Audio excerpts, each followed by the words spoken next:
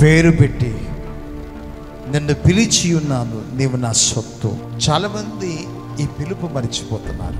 ప్రభువు నీ పేరు పెట్టి పిలిచి ఎన్నోసార్లు నీతో మాట్లాడిన సందర్భాలు, నీవు నా సొత్తు, నీవు నా సొత్తు, నేను నిన్ను నా కోసం నేను ఏర్పరచుకున్నానని అనేక సార్లు మనతో మాట్లాడిన ఆ మాటను మనం మర్చిపోతున్నాం.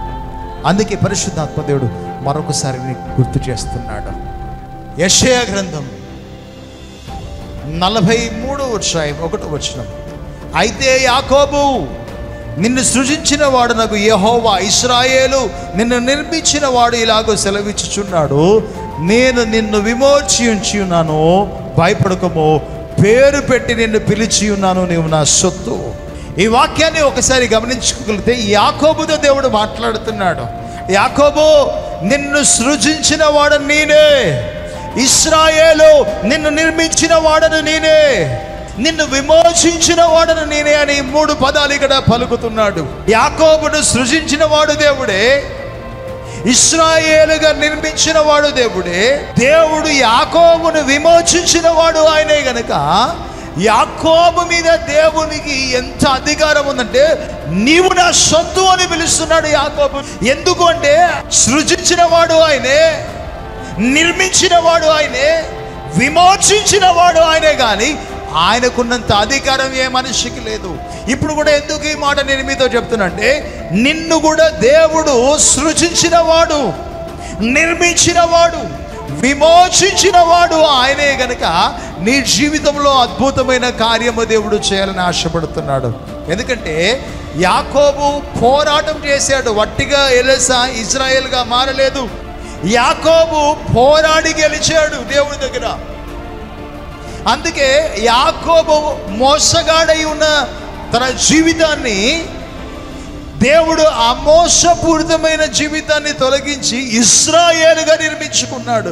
చూడండి, పరిశుద్ధ గ్రంథములో నుండి మీకు చూపిస్తాను. ఆది కాండము 32:28 చూస్తే, అప్పుడు ఆయన నీవు దేవునితోనూ మనుషులతోనూ పోరాడి గెలిచితివి గనుక ఇక మీదట నీ పేరు ఇశ్రాయేలే గాని యాకోబు అనబడదు. యాకోబుగా సృజించబడ్డాడు, ఇశ్రాయేలుగా విమోచించబడ్డాడు. స్తోత్రం చెప్పండి, హల్లెలూయా. యాకోబుగా అంటే మోసగాడిగా సృజించబడిన ఈ యాకోబు మనుషులతో పోరాడాడు, దేవుడితో పోరాడి గెలిచాడు, ఓడిపోలేదండి. హలో, దేవుని చేత పిలువబడ్డ ఏ వ్యక్తి అయినా ఓటమి అనేది ఉండదు. ఒకవేళ నువ్వు ఇప్పుడు యుద్ధం చేస్తున్న వ్యక్తిగా ఉండొచ్చు, శ్రమలు అనుభవిస్తున్న వ్యక్తిగా ఉండొచ్చు, పోరాటం చేస్తున్న వ్యక్తిగా ఉండొచ్చు, కానీ ఒక మాట హెడ్లైన్లో రాసి పెట్టుకో, నీ జీవితంలో ఓటమి అనేది లేదు, విజయము నీదే. యాకోబు పోరాడాడు, మనుషులతో పోరాడు, దేవునితో పోరాడి నీవు నన్ను ఆశీర్వదిస్తే కానీ నేను నిన్ను విడిచిపెట్టను అని చెప్పేసి ఎంత పోరాటం, రాత్రంతా పోరాడాడు. తొరగూటి నరము చితికిపోయినను, ఆ నరము చితికిపోయినను పోరాటము విడిచిపెట్టలేదు. దేవుని సొత్తుగా పిలువబడిన ఏ వ్యక్తి అయినా పోరాటము చేయవలసిందే. ఆ పోరాటములోనే అంతిమ విజయం ఉంది. అందుకే ఇక్కడ యాకోబు పోరాడుతున్నాడు, మనుషులతో పోరాడుతున్నాడు, దేవునితో పోరాడి విజయం పొందాడు కనుక ఇక మీదట నీవు యాకోబుగా ఉండవు, ఇశ్రాయేలుగా ఉంటావు, రాజకుమారుడుగా నీవు ఉంటావు అని చెప్పేసి పరిశుద్ధాత్మ దేవుడు తన లేఖనాలతో నీకు ప్రేరేపిస్తున్నాడు. ఎందుకంటే నీవు ఆయన పిలిచిన ఒక పిలుపు లోబడగలిగితే నీవు అందులో నుంచి విమోచించబడతావు. నీ పాపము, నీ మోసము, నువ్వు ఏ జీవితంలోనైతే దేవునికి వ్యతిరేకమైన కార్యాలు చేస్తున్నావో, దేవునికి దూరం అయిపోతున్నావో, దేవునికి దగ్గరగా మారలేకపోతున్నావో, వాటి నుండి విమోచించడానికి పరిశుద్ధాత్మ దేవుడు నీ తట్టు చూడబోతున్నాడు. ఈ రాత్రి వేళ నీ హృదయాన్ని కదిలించబోతున్నాడు. నీవు ఆయన సొత్తువు గనుక నీ పాపము నిన్ను దూరం చేయునుగాక, నీ పాపము నీకు దూరం అవునుగాక, నీ శోధన నీకు దూరం అవునుగాక, నీ పోరాటం నీకు దూరం అవునుగాక, నీవు మాత్రం దేవునికి దగ్గరగా మారదువుగాక.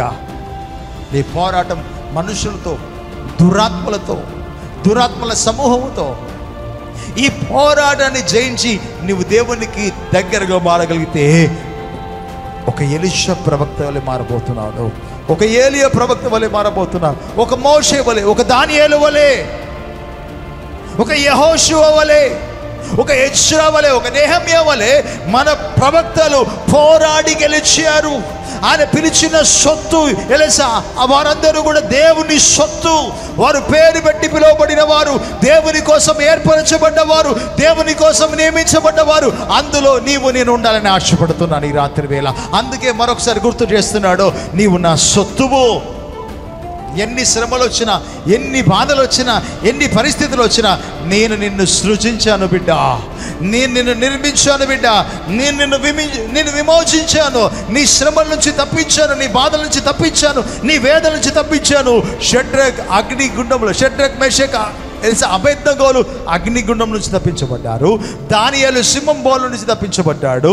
మోషే ఎలిసా ఎర్ర సైన్యము తెలుసా, ఫరో సైన్యము ఎలిసా పరిగెత్తుకొని వస్తున్నప్పుడు ఆ ఫరో సైన్యము చేత నుండి ఎర్ర సముద్రము పాయలు చేసి అందులో నుంచి నడిచి తన ప్రజల్ని రక్షించుకోగలిగాడు. అంటే వీరందరూ కూడా పోరాటం చేస్తున్న వారే. ఆయన సొత్తు ఎవరైనను పోరాటం చేసి గెలుస్తారు. నువ్వు ఈరోజు పోరాటం గెలుస్తున్న వ్యక్తివై ఉంటే మళ్ళీ దేవుడు నిన్ను పిలుస్తున్నాడా? నువ్వు ఆయన దగ్గరికి వస్తేనే ఆశీర్వాదం, ఆయనతో ఉంటేనే ఆశీర్వాదం. నీ పరిస్థితి మారాలన్నా, నీ స్థితిగతులు మారాలన్నా, నీ జీవితంలో అద్భుతం జరగాలన్నా ఆయన మరొకసారి పిలుస్తున్నాడు. సహోదరుడా, నిన్ను దేవుడు ప్రేమిస్తున్నాడు. ప్రభు నిన్ను పిలుస్తున్నాడు. ఉన్న పాటను నీ పరిస్థితిలో ప్రభుకు సమర్పించుకో. ఒక యాకోబును ఎలా అయితే పిలిచాడో, ఒక దానియేలును ఎలా అయితే పిలిచాడో, ఒక మోషేను దేవుడు ఎలా అయితే పిలిచాడో, నీవు నా సొత్తువు, నేను పేరు పెట్టి పిలిచి ఉన్నాను అని చెప్పేసి దేవుడు ఏ రీతికి అయితే వారిని ఎన్నుకున్నాడో ఈ రీతి కూడా అలానే నిన్ను పిలుస్తున్నాడు. నువ్వు ఆయన దగ్గరికి రాగలిగితే నీ జీవితంలో తిరిగిన అద్భుతమైన కార్యం చేయబోతున్నాడు. అట్టి కృప దేవుడికి అనుగ్రహించును గాక. May God bless you.